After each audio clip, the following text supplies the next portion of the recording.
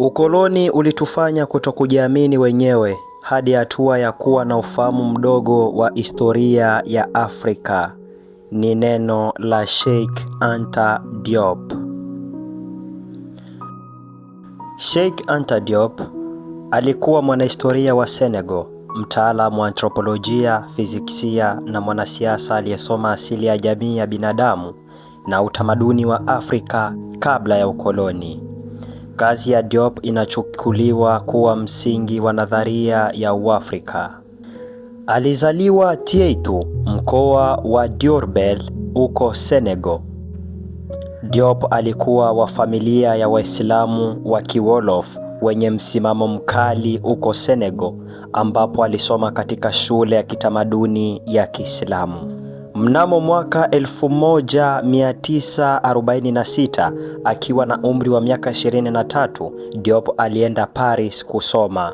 Hapo awali alijiandikisha kusoma hisabati ya juu, lakini kisha akajiandikisha kusoma falsafa katika kitivo cha sanaa cha chuo kikuu cha Paris.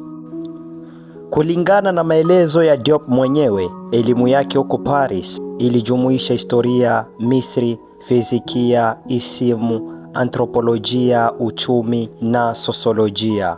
Huko Paris, Diop alisoma chini ya Andre Neymar, profesa wa historia na baadaye mkuu wa kitovu cha barua katika chuo kikuu cha Paris, na alisema kwamba alipata uelewa wa ulimwengu wa Kigiriki, Kilatini kama mwanafunzi wa Gaston Bachelard, Frederic Joliot-Curie, André Leroy na wengine.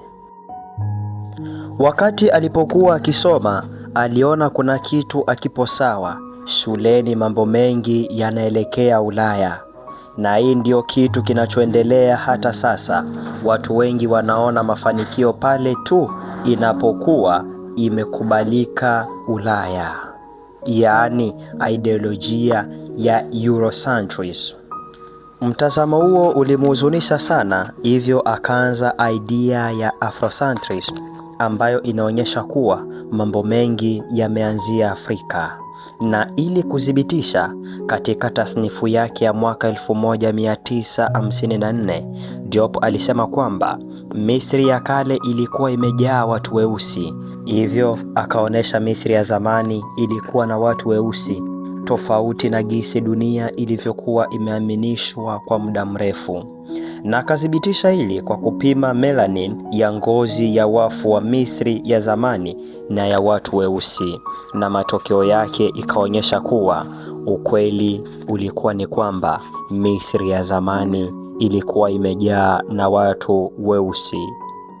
Jambo hili lilimfanya kwenda mbali na hata kufikia kusema yawezekana kila kitu kimeanzia Afrika kwenye suala la elimu, utamaduni, michezo, imani na kadhalika.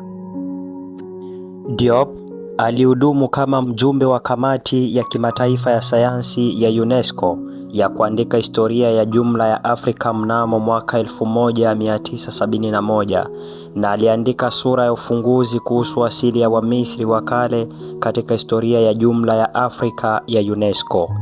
Katika sura hii aliwasilisha ushahidi wa antropolojia na kihistoria kuunga mkono dhana yake kwamba Wamisri wa kale walikuwa na uhusiano wa karibu wa kijenetiki na makabila ya Afrika kusini mwa jangwa la Sahara, ikiwa ni pamoja na kundi la damu B linaloshirikiwa kati ya Wamisri wa sasa na Waafrika Magharibi.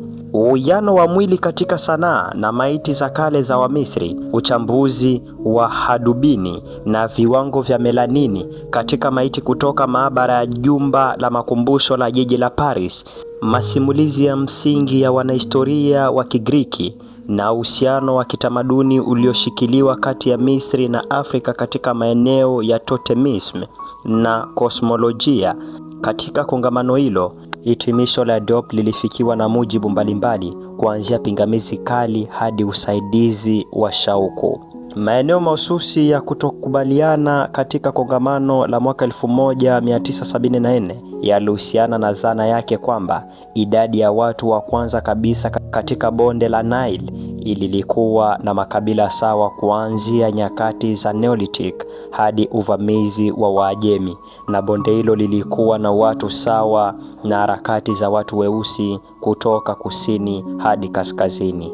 Kwa mtazamo wa msomi na mhariri wa Misri wa GHA Gyazu wa pili, Gamal Mokhtar, huku akikubali kwamba Misri ya juu na Nubia zilikuwa na muundo sawa wa kikabila na tamaduni zilizofanana za kimwili, aliona kuwa ni mashaka makubwa kwamba wakazi wa mwanzo kabisa walioanzisha ustaarabu katika bonde la Nile walikuwa wa kabila moja safi.